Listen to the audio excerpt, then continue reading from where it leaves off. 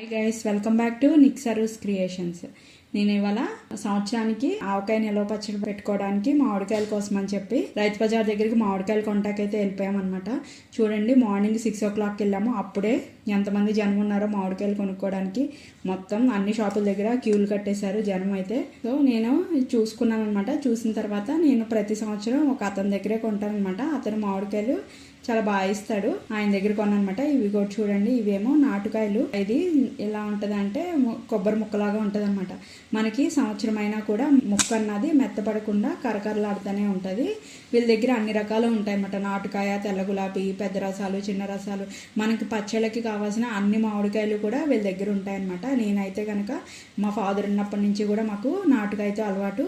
So నేనైతే నాటుకాయనైతే తీసుకున్నాను అనమాట. ఇది వరకు ఊర్లో ఉన్నప్పుడు చాలా కాయలు పెట్టేవాళ్ళు. నేనైతే కనుక ఒక 12 కాయలు అయితే తీసుకున్నాను అనమాట. చాలా ఫ్రెష్గా ఉంటాయి అనమాట. కాయలు చూడండి ఎలా ఉన్నాయో, చాలా ఫ్రెష్గా. నైట్ కోసిన కాయలే, అవి కూడా ఆంధ్రా నుంచే వస్తాయి అనమాట. వీళ్ళు ఆంధ్రా దగ్గర నుంచి తీసుకొచ్చే వీళ్ళు సేల్ చేస్తారు పచ్చడికాయలన్నీ కూడా. ఇది వరకు అంటే వాటర్ తీసుకెళ్లే వాళ్ళము, కానీ ఇప్పుడు వాళ్ళే ప్రొవైడ్ చేస్తున్నారు అనమాట. ఫస్ట్ మామిడికాయలన్నింటినీ కూడా ఈ విధంగా తొడియాలు కట్ చేసేసుకొని వాటర్లో వేసుకోవాలన్నమాట.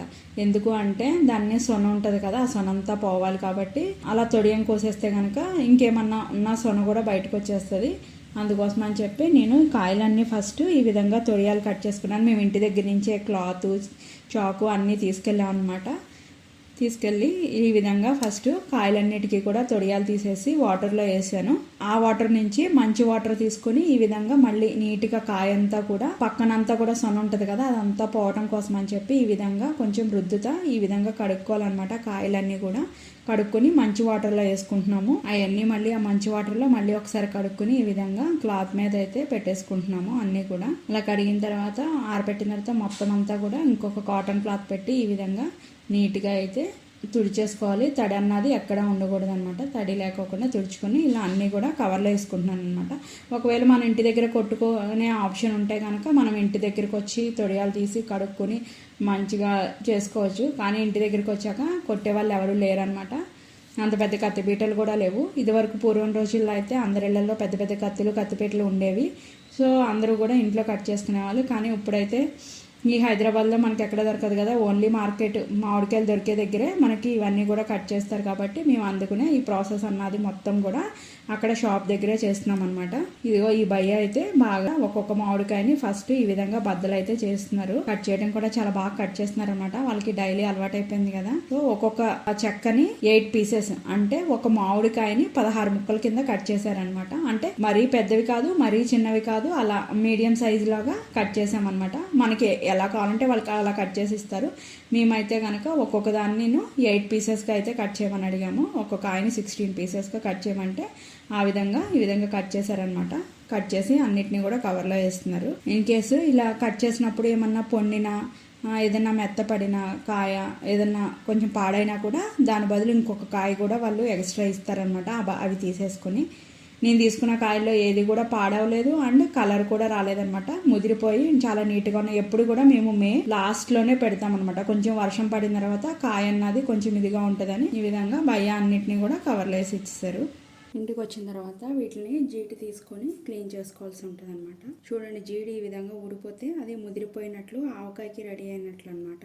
ఇలా అంటే ఇలా పొరలాగా కూడా వచ్చేస్తుంది. చూడండి, ఇది కూడా తీసేసుకోవాలి. తీసుకొని అన్నీ కూడా ఒక సైడ్కి పెట్టేసుకున్నాం. తర్వాత దీన్ని మళ్ళీ క్లాత్ పెట్టి తుడుచుకోవాల్సి ఉంటుంది ముక్కలన్నీ. కాయ ముదిరింది కాబట్టి జీడి మనం తీసుకోకుండానే వాళ్ళ కటింగ్లోనే మ్యాక్సిమం 80% అయితే ఊడిపోయినాయి అనమాట. ఓన్లీ మనం పొర్ర ఒకటి తీసుకుని క్లీన్ చేసుకుంటే సరిపోతుంది. 1 yearకి నిల్వ కోసం కాబట్టి మనం కొంచెం ఎక్కువ శ్రద్ధగా చేసుకోవాలన్నమాట. ఎందుకు అంటే ఇలాంటివన్నీ కూడా నీట్గా క్లీన్ చేసి తడి అన్నది లేకోకుండా నీట్గా ఆరబెట్టుకొని చేయాలి. లేకపోతే పచ్చడి అన్నది కొంచెం తడున్నా కూడా పాడైపోయే ఛాన్సెస్ ఉంటాయి. ఈ విధంగా మొత్తం అన్నిటినీ కూడా క్లీన్ చేసేసుకోవాలి. ఇప్పుడు ఆవుపిండి, మెంతిపిండికి మెంతులు వేయించుకోవాలన్నమాట. నేను 12 కాయలు తీసుకున్నాను కదా, దానికి 100 grams మెంతులు అయితే తీసుకుంటున్నాను.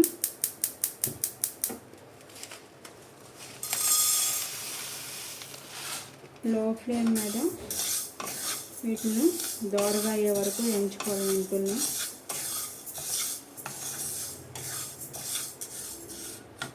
చూడండి, ఇలా గోల్డెన్ బ్రౌన్ కలర్ వచ్చే వరకు ఫ్రై చేసుకోవాలన్నమాట.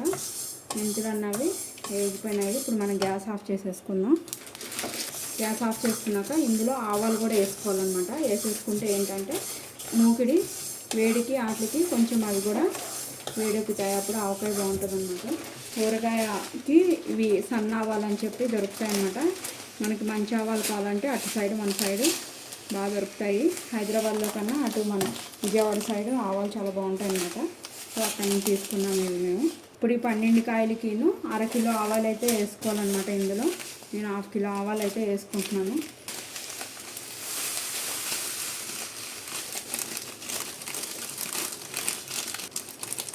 డజన్ కాయలకిను 100 గ్రాములు మెంతులు, 1/2 కిలో ఆవాలు. ఒకసారి మొత్తం కూడా ఈ విధంగా కలిపేసుకున్నాం. మనకి మెంతిపిండి ఆవపిండి కూడా రెడీమేడ్గా అమ్మేస్తున్నారు. కానీ దానికన్నా మనం ఇలా ఇంట్లో ఫ్రై చేసుకుని నీట్గా చేసుకుంటేనే ఆవకాయ బాగుంటుంది. ఇది చల్లారిన తర్వాత పౌడర్ చేసుకుందాం. ఇదిగోండి ఇలా మొత్తం జీడి తీసి శుభ్రంగా తుడుచుకొని ఈ విధంగా ఆరబెట్టేసుకున్నాను అనమాట. ఇది తడి మొత్తం ఆరిపోవాలి. ఈలోపు మెంతులు కూడా వేగినాయి కదా, అవన్నీ పౌడర్ చేసుకుని అన్నీ రెడీ అయ్యే లోపల ఈ మామిడికాయ ముక్కలు కూడా ఆరిపోతాయి అన్నమాట. మెంతులు ఆవాలన్నీ కూడా శుభ్రంగా చల్లారిపోయినాయి అనమాట. ఇప్పుడు కొంచెం కొంచెం తీసుకొని మిక్సీ జార్లో వేసుకొని మెత్తగా పొడి చేసుకున్నాం.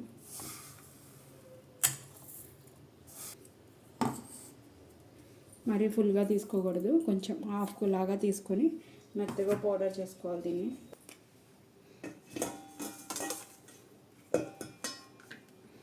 ఈ విధంగా మెత్తగా పౌడర్ అయితే చేసేసుకోవాలన్నమాట.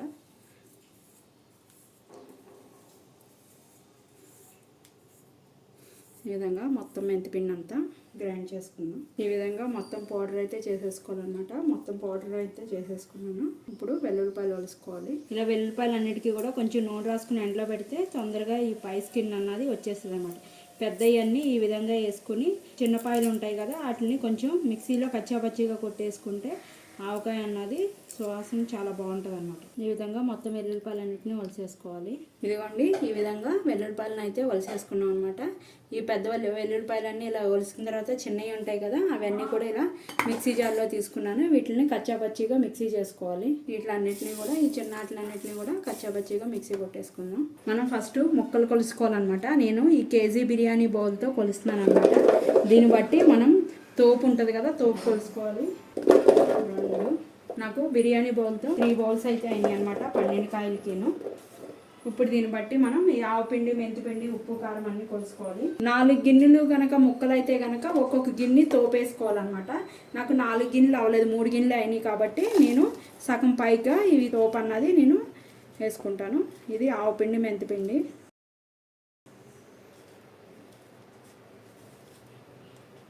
మాకు కొంచెం గ్రేవీ ఎక్కువే కావాలి. ఎందుకు అంటే నేను చేపల పులుసులో వాటిలో ఈ గ్రేవీ వేస్తాను. ఆవకాయ దోశల్లోను వాటిలోను కొంచెం పెరుగు కలుపుకొని కూడా మేము తింటామన్నమాట. అందుకోసమని కొంచెం హెల్త్గానే వేస్తున్నాను నేను. ఒక గిన్నె ఆవాలు, మెంతులు కలిపి చేసుకున్న మెంతిపిండి. కారం కూడా మేము ఎక్కువ ఘాటు తినమన్నమాట, నార్మల్ స్పైసీ తింటాము. ముడతకాయలు అండ్ బళ్ళారికాయలు. అంటే బళ్ళారికాయ అంటే కొంచెం వెడల్పుగా ఉంటుంది అనమాట. ముడతకాయ అంటే కొంచెం ఘాటు ఉంటుంది, బళ్ళారికాయ కారం ఉండదు. ఆ రెండింటిని మిక్స్ చేసి ఆడించుకున్నాం అనమాట. సంవత్సరానికి సరిపడా కారం అన్నది మేము ఆడించుకుని ఫ్రిడ్జ్లో స్టోర్ చేసుకుంటాము. పచ్చళ్ళకి, కూరలకి అన్నీ కూడా రెడీమేడ్ కారం యూస్ చేయము. ఒక గిన్నె మెంతిపిండి వేసాను కదా, ఒక గిన్నె కారం. కావాలి అంటే కనుక మనం కొంచెం ఊరిన తర్వాత చూసుకుని కావాలంటే ఉప్పు కలుపుకోవచ్చు. ఉప్పు అన్నది సమానంగా వేయక్కర్లేదు, తక్కువే వేయాలి. ఆశీర్వాద్ సాల్ట్ అవన్నీ కూడా సాల్ట్ ఎక్కువ ఉంటాయి. ఇది మనకి ఆవకాయ కలుపుకునే సాల్ట్ అనమాట. సో అందుకోసమని ఆవకాయకి మనకి వేరే సాల్ట్ దొరుకుతుంది. అది ఇదిగో సగం దాకా వేసుకున్నాను నేను. 4 స్పూన్లు పసుపు వేసుకోవాలన్నమాట. 1 2 3 4. ఈ పసుపు కూడా ఇంట్లో కొమ్ములు కొని ఆడించుకున్న పసుపే, రెడీమేడ్ పసుపు కూడా యూస్ చేయట్లేదు. అన్నీ కూడా ఇంట్లో తయారు చేసుకునే యూస్ చేస్తున్నాం. ఈ క్వాంటిటీకి నేను 12 కాయలకి 1/4 కేజీ వెల్లుల్లిపాయలు లెక్క అనమాట. నేను ఇందులో సగం వెల్లుల్లిపాయలు వేస్తున్నాను. ఇది మనం పేస్ట్ చేసి పెట్టాం కదా, అది కూడా వేసుకుంటున్నాను. వేసుకొని ఇవన్నీ కూడా కలుపుకోవాలి. ఇవన్నీ బాగా కలుపుకున్న తర్వాతే ముక్కలు ఇందులోకి యాడ్ చేయాలన్నమాట. పెద్ద పళ్ళెం ఉంది. లేదు అంటే కనుక మీరు చిన్న బేసన్లో కలుపుకుంటే ముందు ఇవన్నీ కలుపుకున్న తర్వాత అప్పుడు ముక్కలు వేసుకోవాలి. మొత్తం కారం, ఉప్పు, మెంతిపిండి అంతా కూడా బాగా కలవాలి. ఆ కలిసిన తర్వాతే మనం ఆయిల్ అన్నది యాడ్ చేసుకోవాలి. చూడండి ఈ విధంగా మొత్తం కలుపుకోవాలన్నమాట. కలిపేసుకున్న తర్వాత ఇప్పుడు ఇందులో ఆయిల్ యాడ్ చేసుకోవాలి. ఇది నువ్వు పప్పుల నూనె అనమాట. డైరెక్ట్ గానగ దగ్గర నుంచి వాళ్ళు గానగతో ఆడి మనకు అమ్ముతారు. దీన్ని మన ఎదురుగుండానే గానగలో ఆడతారనమాట. ఆడేసి మనకి డబ్బాల్లో పోసిస్తారు. ప్రతిరోజు వంటలో కూడా ఈ నువ్వుల నూనె యూస్ చేస్తాము. ఓన్లీ డీప్ ఫ్రైకే సన్ఫ్లవర్ యూస్ చేస్తాము. అన్ని కూరలకి కూడా హెల్త్కి నువ్వుల నూనె మంచిదని చెప్పి నేను నువ్వుల నూనె యూస్ చేస్తాను. ఇది ఓన్లీ ఆవకాయ కాబట్టి ఇలా డబ్బాలో తీసుకొచ్చాను. మామూలుగా అయితే కనుక నేను టిఫిన్ పట్టుకెళ్ళి టిఫిన్లో పోయించుకుని తెచ్చుకుంటాను అనమాట డైలీ యూస్కి. ఇప్పుడు దీనికి నేను 2 లీటర్స్ ఆయిల్ అయితే పోస్తున్నాను.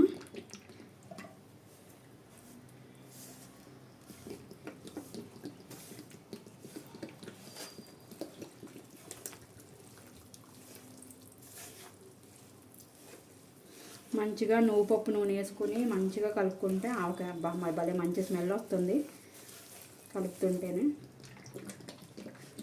ఇప్పుడు ఒక హాఫ్ అయితే పోస్తున్నాను. కలుపుకున్న తర్వాత ముక్కలు కలుపుకున్న దాన్ని బట్టి అప్పుడు పోసుకున్నాము. ఇది ఒక 2 డేస్ ఇలాగే ఉంచి తర్వాత సెకండ్ డే రోజున కొంతసేపు దీన్ని ఒక హాఫ్ అన్ అవర్ ఎండలో పెట్టుకోవాలన్నమాట. ఎండలో పెట్టుకున్న తర్వాత ఇంకా ఆయిల్ పడితే అప్పుడు మనం మళ్ళీ పోసుకోవాల్సి ఉంటుంది. మొత్తం ఈ పొరుపు అంతా కూడా ఈ విధంగా ఆయిల్లో కలిసిన తర్వాత అప్పుడు ముక్కలు ఇందులో యాడ్ చేసుకోవాలి. చూడడానికి ఎంత బాగుంది, ఎంత ఎర్రగా కనిపిస్తుంది. ఇప్పుడు ఈ ముక్కలన్నీ కూడా ఇందులో యాడ్ చేసుకుని కలుపుకుంది. ఈ ఆవకాయ అంతా కలిపిన తర్వాత ఇందులో వేడి అన్నం వేసి కలుపుకొని తింటే ఉంటుంది. ఆ టేస్టే వేరు. ఆవకాయ కలపగానే రైస్ కలుపుకొని తింటాం అన్నది అది ఇప్పుడు కాదు, పూర్వం నుంచి వస్తున్న ఆచారం అన్నమాట.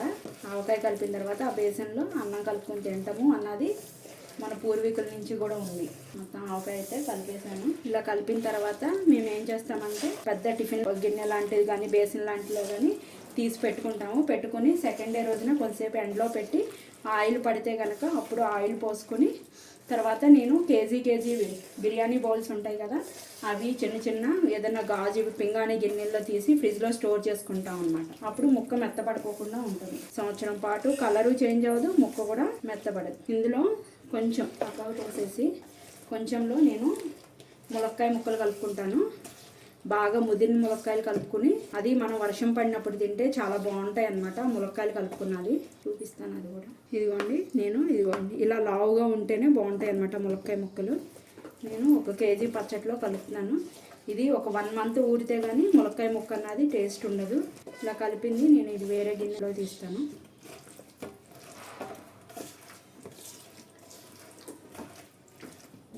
ఇప్పుడు ఇది మటుకు ఒక బౌల్లోకి తీస్తాను. కేజీ బౌల్లోకి తీస్తున్నాను.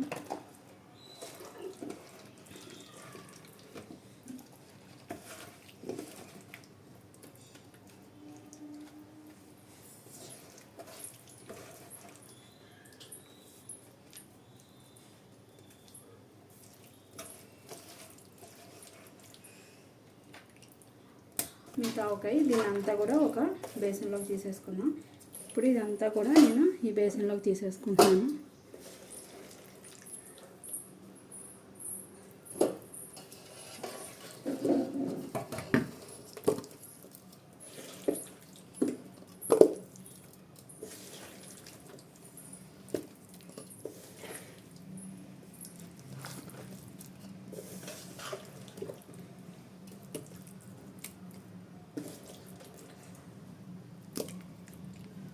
టూ డేస్ అయితే కంప్లీట్గా అయిపోయిందనమాట. థర్డ్ డేన మనం ఒకసారి ఆవకాయ మొత్తాన్ని కూడా కలిపేసుకొని కొంతసేపు ఎండలో అయితే పెట్టుకోవాల్సి ఉంటుంది. నేను ఆయిల్ పడితే కూడా వేసుకోవాలి. చూడండి ఆయిల్ అయితే పట్టదు నాకు తెలిసి. ఆయిల్ అంతా కూడా ఇదిగా ఉంది. దీన్ని ఒకసారి ఈ విధంగా కలిపేసుకుందాం. మొత్తం కూడా కలుపుకున్న తర్వాత ఎండలో పెట్టుకుందాం. ఎక్కువ టైం అక్కర్లేదు. ఒక 10 మినిట్స్ కనుక దీన్ని ఎండలో పెట్టుకుని అప్పుడు మనం బాక్సుల్లోకి తీసేసుకొని ఫ్రిడ్జ్లో స్టోర్ చేసేసుకుంటే మనకి లాస్ట్ ముక్క అంటే మళ్ళీ మే మంత్ వరకు కూడా ముక్క మెత్తపడుకోకుండా ఉండాలి అంటే కనుక దీన్ని ఫ్రిడ్జ్లో పెట్టుకోవాలి. అండ్ నాటుకాయ ఆవకాయ పెట్టుకోవాలన్నమాట. నాటుకాయ పెట్టుకుంటే కనుక అసలు ముక్క అన్నది మెత్తపడదు. ఇప్పుడు దీన్ని అయితే నేను ఎండలో పెట్టేసుకుంటాను. మాకు బాల్కనీలోకి ఇలా ఎండ అయితే వస్తుంది అనమాట. మార్నింగ్ ఈ ఎండ్లో పెట్టేశాను. ఒక 10 మినిట్స్ అయిన తర్వాత తీసుకుని మళ్ళీ కలిపేసుకొని బాక్సుల్లోకి తీసేసుకుందాం. పెట్టి కూడా తీసేసుకున్నాను అనమాట. ఇప్పుడు దీన్ని స్టోర్ చేసుకోవడానికి బాక్సుల్లో అయితే తీసేసుకుందాం. నేనైతే గాజు బౌల్స్ తీసుకుంటున్నాను. ఫ్రిడ్జ్లో స్టోర్ చేసుకోవాలి కదా, జాడీలతో అయితే ఫ్రిడ్జ్లో స్టోర్ చేసుకోవటం అవ్వదు. ఇందులో కొంచెం అడుగున ఇలా ఆయిల్ పోసుకోవాలి. పోసుకొని దీన్ని ఒకసారి కలిపేసుకుందాం.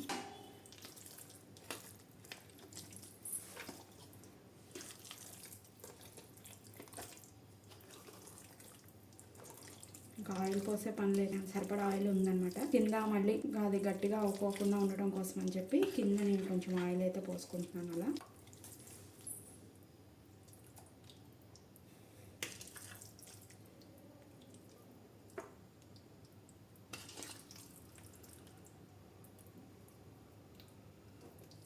స్టీల్ డబ్బాల్లో కూడా తీసుకోవచ్చు, కానీ తుప్పులు పట్టేస్తాయి, కిలిమెక్కేసినట్టు అయిపోతాయి అనమాట. ప్లాస్టిక్ ఏమో హెల్త్కి అంత మంచిది కాదు కాబట్టి ఇలా ఏదైనా గాజు సీసాలు కానీ పింగాణివి కానీ వాటిలో తీసుకోవచ్చు. చూడండి, నేను ఇలా గాజు దాంట్లో అయితే తీస్తాను అనమాట. తడి చేయి అన్నది తగలకూడదు, పికిల్ పాడైపోతుంది. సో ఎమ్మి ఆంధ్ర స్టైల్ ఆవకాయ అయితే రెడీ అయిపోయింది. మీరు కూడా తయారు చేసుకోండి. సమ్మర్ అయిపోవచ్చింది, చాలా ఈజీగా అయిపోతుంది. నేను చెప్పిన కొలతలు మీరు ఫాలో అయ్యారంటే చాలా బాగా వస్తుంది అనమాట ఆవకాయ అన్నది. మీరు కూడా తయారు చేసుకుని టేస్ట్ ఎలా ఉందో నాకు కామెంట్ చేయడం అయితే మర్చిపోకండి. మీరు ఫస్ట్ టైం కనుక నా ఛానల్ చూస్తున్నట్టయితే సబ్స్క్రైబ్ చేసుకోండి. ఫ్యూచర్ వీడియోస్ కోసం బెల్ బటన్ ప్రెస్ చేయడం అయితే మర్చిపోకండి. మీ ఫ్రెండ్స్ అండ్ ఫ్యామిలీ మెంబర్స్ కూడా షేర్ చేయండి. Thank you guys.